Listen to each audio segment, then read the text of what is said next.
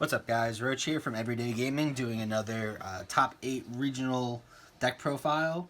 This past weekend, I finished in the top 8 for the Boonton, New Jersey regional at Highlander Games.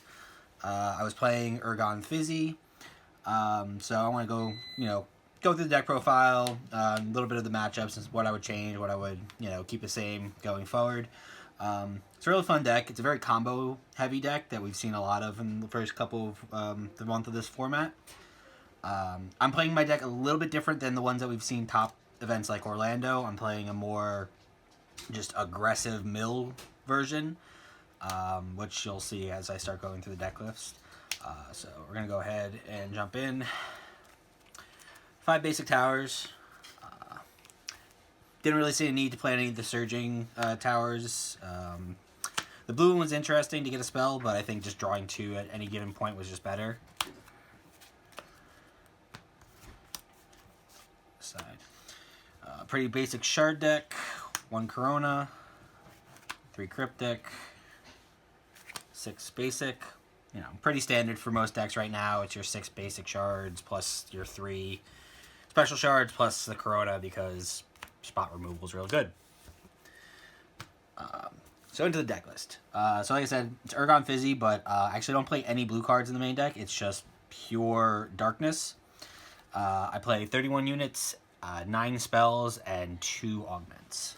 So go ahead and jump right in. Only 1 drop in the deck, 3 Shrieker. Again, pretty self-explanatory. Deck's heavy mill. You just want to see it to start your combos off. You want to start filling your grave. So 2 drops, played 3 Obsidian Gargoyle. Again, we're playing heavy mill. We're trying to mill every turn with Ergon and different things. So just this card when it's sent from the deck to the graveyard, put it on field. 1000 Beater, beats towers. Good card in the early game. Helps you kill people in the late game. A little bit of defense, triple devourment. I was back and forth about this card. But ultimately, with Kyte being a very represented deck, and even we saw some aggro rain Sola lists in our area, so I felt it had to stay in because just you have to try not to die. And as you'll see when I get to my spell list, I don't play a lot of defensive cards, so the extra Guardian that self replaces that also fuels the graveyard seemed really good. 3 drops. Heart and Soul, the combo deck. Hoenna, Conjurer Supreme. She lets you just exhaust and bring any unit out of your graveyard by banishing, offering equal to that unit's cost. This card just lets you do a lot of crazy tricks with things like Catastrophe Demons, Allurements, basically anything. Demonize, Vengeances. If you need a spot removal, it just gets you what you need. And again, with my version, I play the extra high unit count, which lets me resolve her multiple times, which is what I saw in a lot of my testing, which is why I like the deck like this. Second 3 drop, probably one of the most important cards in this deck was Golem of Allurement. This deck obviously has a really tough time with Bone Scavenger. So this is like just an added out that you just let your opponent banish a bunch and tap out, and then you just take their Bone Scavenger when it's already massive, and then just start beating them with their own Bone Scavenger. Also took a lot of just Guardian tokens and different random cards like that. Took a Shard Beast once. Card's really good. Again, played in multiples. If you mill it, you can either get it back off of Yami, or you can get back off of Hoenna if you need this spot chains, stop something in your opponent's turn. But again, really good card. Did a lot. Last 3 drop, played double Hellish Guardhound. Same kind of philosophy as Devourment. You just need something that is a Guardian, so you don't just die in the early game and don't lose towers for no reason, but also gives you a pseudo spell effect on stopping something on your opponent's foil from attacking. So I just felt like the card as a last minute change put in a lot of work in the 3 drops position. One of my last minute adds, 1 Golem of Indolence. This card actually turned out to be really good. It lets you obviously target attack down things like your opponent's 002s, Juggernauts, Bone Scavenger, But the other thing that it lets you do is it lets you fix bad hands. Like, because there'll just be times where you have like a Shade in your hand or a Gigith, and you need it in graveyard to start your combos off again. So just being able to come down, deal with a problem unit, but also fix your hand was just so good this weekend. So I definitely liked playing that. So like I said, I was playing a heavy unit count, and the reason I was is because I really like the 5 drops for this Dark deck. Because I think they all just synergize really well, and they all do a lot of different things. But probably my favorite part of this deck is Gigith, the first Gargoyle. This card allowing you to just bring it out from drop zone by discarding dark units that equal cost 10, and then it puts a protection counter on something. There's just so many times that it's like your opponent would go to Corona Shard, a Shade, or a Hoenna, and you'd just be able to like dodge it, put an extra unit on field, and like now they forced to waste their Corona Shard. So I really like the card a lot. I did a lot of cool combos with it this weekend that I can go into in a little bit. But even just like something as simple as your opponent goes to finishing ray and you want to keep your defender on field, like just came up. Again, we're playing the heavy mill package, so we played triple Granite. Granite being able to just discard to mill 3, and its effect of replacing your draw by discarding a unit. I was talking about indolence as far as like hand replacement goes. This card does the same thing, where if it's in your graveyard during your draw phase, you can skip your draw and like pitch a unit to add it back. So that lets you keep comboing off by milling more cards, but also helps you again fix your hand when you have those higher drops that you want in your drop zone. So card again was combo starter and just really good to always have. Talked about a little bit with Hoenna, but triple cat demon. Again, you play the higher 5 cost because most of the times for Gigith you're pitching double 5s. And then this being able to combo off with Hoenna and Ayami lets you put this on field on turn 2, your opponent's start of turn 2, which puts them down a shard, and anything they play that turn is just kind of, you know, not helping them. So it's like on your turn you're easily taking at least 2, if not more towers. So, and then even at that point, even if he hits the fire tower, he's done his job.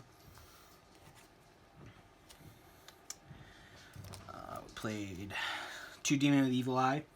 I've always been back and forth with this card as well, because like in the Liam Kyte matchup it felt underwhelming, but we saw a lot of Jemial start popping up, and this card just helps you beat the Jemial matchup because you can just start getting rid of important blue spells from their hand, which is what you need to do to start winning the game. So definitely keeping this as a 2 of was important for this weekend. I did play several Jemial matchups, and this card did come in handy.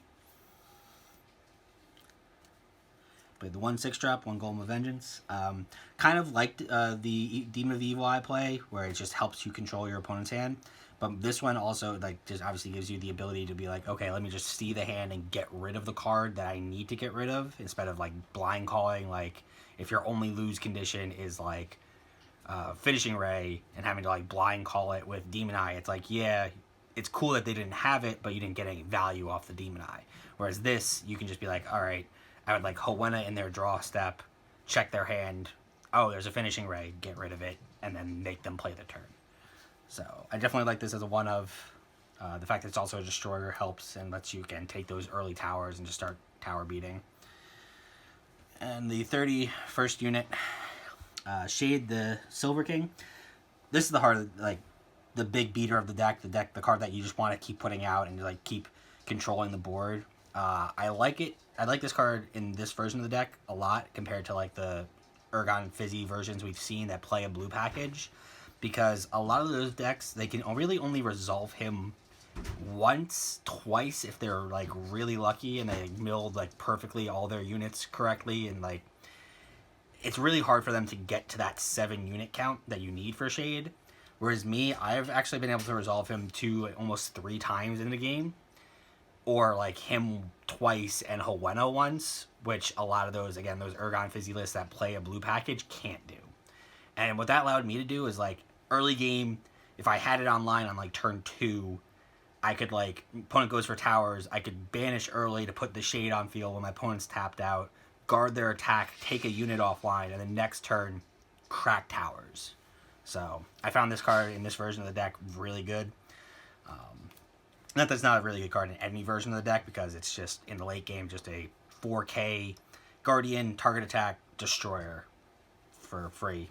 Seems pretty good. So that's it for the units. Again, I played 31. Spells, I played 9. Starting off with Best Spell in Dark, Triple Yami. Card speak for itself. It's your combo starter. It lets you get Helena's back. It lets you get Allurement back. It lets you get anything that you really need. There was actually times in the tournament where I would bring out a Shrieker just to set up my graveyard for an extra shade play. So the card's just, it's the best dark spell you can play. With that, double Ghostly Demise. I was originally playing 3. I cut it down to 2 last minute, as well as the next spell from 3 to 2 to make room for more spot removal that can be played at instacast speed, because I just found with this deck, like, a lot of times your Cat Demon play or your Shade play when you're going for multiple towers just got bogged down by, like, oh, I'm going to Soul Burst my Sola, or I'm going to, oh, I put, like, Phantasmal Guards on field. So I just really wanted something that I could, like, spot removal something without having to, again, mess with my graveyard too much, or, you know, have to commit to it during my turn and hope you didn't have a response. So I cut this down to 2. I really like the card. Did what it was supposed to do. It took out Retro Bloom tokens. It was spot removal for just a 1-cost removal for Bone Scavenger. And then in certain matchups, just lets you clear boards. So card's still good. And the other spell I cut down to 2 was Treat. This seems really weird in a deck that likes to mill a lot, but what I found was, because I was milling so much, and the fact that my deck plays a lot of 3-ofs, there was never really a particular time where I needed to, like, oh, pop off something to get certain things engraved. My deck was always just consistently milling what I needed when I needed it. So, like, this card really, in my version of the deck, only became good as, like, a dodge card. So it's like, oh, I go to attack a tower, and they would, like, Soul Burst their Sola and go to guard it. Like, all right, well, now I'm going to turn this, you know, Obsidian Gargoyle into 2 new cards in my graveyard. Or turn Allurement into 3 new cards. So again, it's a really good card, but I don't think it needs to be played at 3 in this version. In other versions, I understand why it's a 3-of, but in my version in testing, it clogged a lot and just didn't do what it was supposed to. And then the cards I added for those spells is Double Dust Strike. This card came in so clutch this weekend. There's just, again, so many times that it just, people weren't expecting the card, so they weren't playing around it. And since they weren't playing around it, it's like I was just able to get in positions where my opponents, like, had the cheap block with a Sola in the early game for, like, the Cat Demon, and I was just like, okay, I'm going to take both of your towers this turn, and you Soul Burst it early for no reason. So yeah, this card was just really good. Again, nobody was really expecting it in the Ergon deck, and when I had it, it really did what it was supposed to do. And last but not least, 2 augments, Double Delayed Poison. Card's really good. It's great spot removal. My deck doesn't have a great early game, as weird as it sounds, and I don't play a lot of cards out of my hand, so just the 1-cost spot removal, again, for Bone Scavenger, for Shard Beast, any big threats that hit the board that I just need to take care of. The card just, again, did what it was supposed to do. It was early removal. It let me, have an extra play with 1 shard. So that's the deck. Again, 42 card main deck, 31 units, 9 spells, 2 augments. I'm going to go ahead and do the side deck. Yeah. I did side a blue package because I just felt like the blue cards there were certain matchups where the blue cards were necessary. I liked it for when decks were going more of a grindy game. The blue mirror, like if I played like a Jemial deck or the Ergon Fizzy deck, if I want to basically just match their pace instead of trying to overpower them.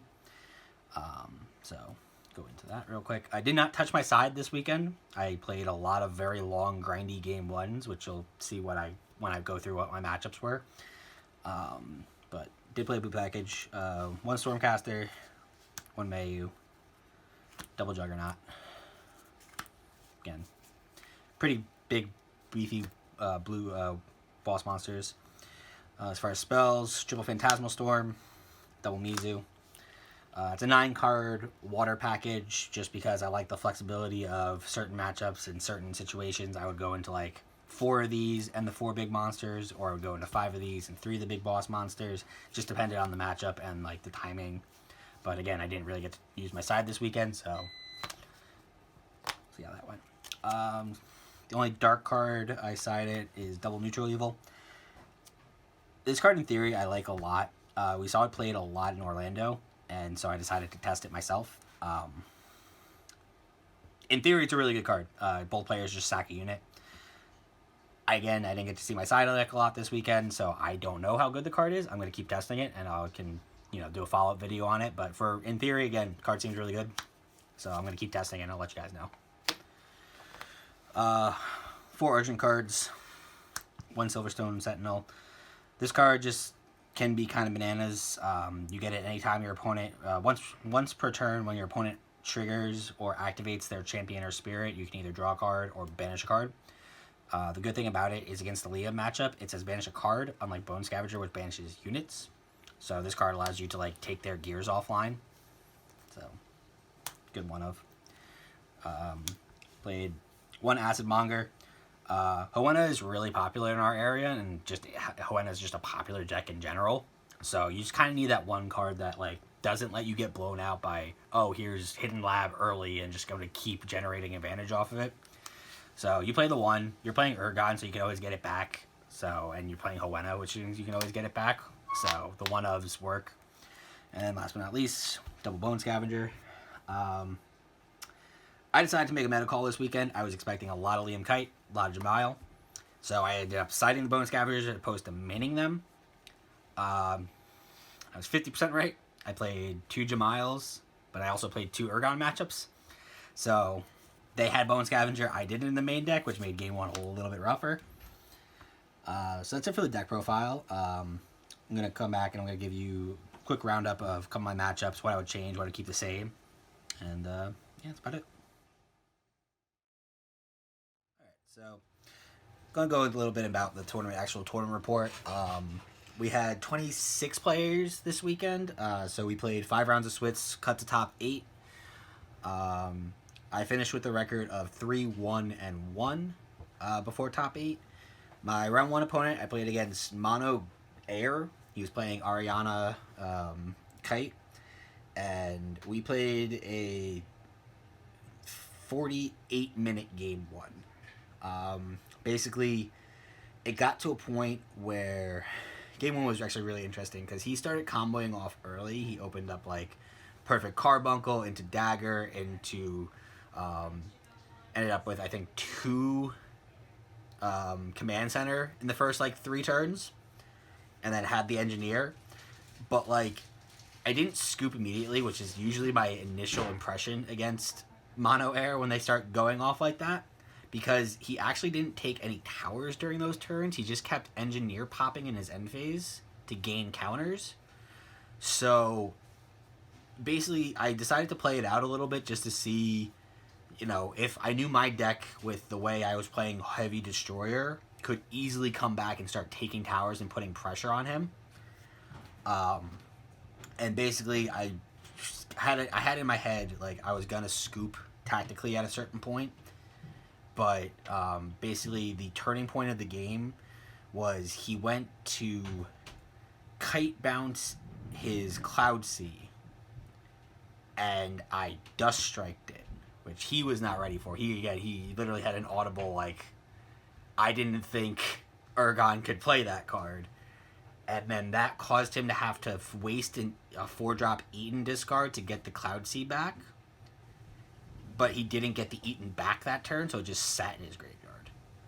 So, but that put the momentum of he couldn't do much. And then what that let me combo off into was I took towers, and then on his draw phase, I Demon-Eyed him for Garga. Got to see his hand and ripped 2 Garga and drew 2 cards. So at that point, I decided that I had a very winnable game. So I kept pushing and just played the game out. And sure enough, again, we went to 48 minutes, I think, before I got the kill shot on him. And he basically, like, yeah, it was just a really good game. Guy was really good. I've not seen a lot of good air players, especially mono air, but this guy knew what he was doing, and just my momentum outswung him, which is basically all it came down to. Round 2, I played a teammate. Played Brad. He was playing Jemial Sola. We, again, had a really long game 1 that just... We wouldn't have had time to play a game 2. So, game 1 also came down to a weird Dust Strike play where he had a Kara on board, and I delayed poison. He had a Kara and a Azure Seer on field. So I delayed poison the Kara and passed. And then before his turn started, he attempted to Mizu to rest my Guardian and bounce his Kara back before the delayed poison went off. To which I actually chained a Dust Strike to clear the Azure Seer to make the Kara untargetable by the Mizu. So it literally wiped his board, and he could not come. He had no recovery. He was like out of units. So at that point, it's just like, okay, I have more attackers and you have blue spells to respond now. So it was just it was a really great game, and another game where the Dust Strike just came up and just won me a game for no reason. Round 3, I played against another Jemial Sola. That game, I think, just came down to I drew a lot better than he did, and my mills were on point, and my deck started spiraling early. And then he couldn't draw defensive cards. Like, he kept getting little guys out, and I was able to, like, clear his little guys and keep pushing his towers, and it spiraled for him. But again, we played another grindy, like, 50-minute game 1. Round 4, I ended up playing against Ergon Fizzy. We were both the only 2 undefeateds left, so we decided to intentionally draw that round. But I actually did end up playing him in top 8, so we actually got to play our game. And then round 5, I played Nori. Nori played with Ergon Corona, and I'm not gonna lie, his deck was just better. There was nothing I could do about it. His deck build was better. He drew a lot better that game. He opened Bone Scavenger game 1. And again, he was prepared for the mirror match. I wasn't in the main deck. You could have argued that I should have tactically scooped earlier. I don't think I was thinking about that much, though, because my top 8 was assured. So I think I was more in the moment of trying to see what his deck did as opposed to trying to win, which is a terrible mentality. Don't do that. So that was my rounds. Again, I ended 3-1-1. Ended up playing Ergon Fizzy mirror match in top 8. He was the higher seed. He got to go first. He established the Bone Scavenger turn 1, and I played through the Bone Scavenger. I played through a bunch of things, and basically the game was back and forth. We both understood the fact by the time momentum had been gained by either of us, because even though he had a Bone Scavenger, it wasn't going in his favor necessarily. So, like, but by the time, like, one of us had already taken control, we were too far into game 1 that there was no way we were finishing a game 2. So I think both of us understood we were past the point of tactical scooping and just played the game. And basically, I had a win con in deck. I had 2 Obsidian Gargoyles and, like, 3 turns to mill them, and they ended up being the last 3 cards of my deck. So I just could not put enough attacks through, so I lost the game. But all in all, I had real fun playing this deck. It's a lot of fun just milling your entire deck away and saying, I played most of my matches with, like, 3 cards left in deck. It's really fun. It's a big combo deck. Can do a lot of crazy tricks, and they basically just like, here's my board, deal with it. Things I would change. If I'm assuming more Ergon, I think you have to main the Bone Scavenger, as much as I don't want to main the Bone Scavenger, because I think it's just, in this deck, it's only good against Ergon, whereas I don't like selling out for that matchup. Not playing Eccentric was definitely a mistake. That card is just absolutely insane, and just resetting Corona Shard to keep being a spot removal card is just really good. Other than that, I was really excited. I like my deck a lot. I've been playing it since the format started. I've tweaked it basically every week going into this regional. I played a bunch of locals, a bunch with my team. But But yeah, those are the only minor changes I think I would make. But other than that, yeah, I think that's all I got. So, yeah, thanks for joining us again. This has been another deck profile. My name is John Roche from Everyday Gaming. Again, remember to like, follow, subscribe, comment down below. We have plenty of more content coming. We're going to start doing some more deck profiles, more gameplay, more just theory crafting, I think, is another goal that we have. We also want to hear from you guys. Again, Argent Saga is a new game. If there's something you want to see, let us know. If there's a deck idea that you have and you just want somebody else to bounce an idea off of it or play a couple of games with it, please just let us know. We're more than willing to keep doing and keep working in this community because we like this community, we like this game, we want to see it succeed, so we want to give you guys something that you want to watch and you want to learn from in something, anything. But again, this has been Roche from Everyday Gaming. Thank you for watching our regional deck profile, and remember, if the day ends in Y, we're gaming.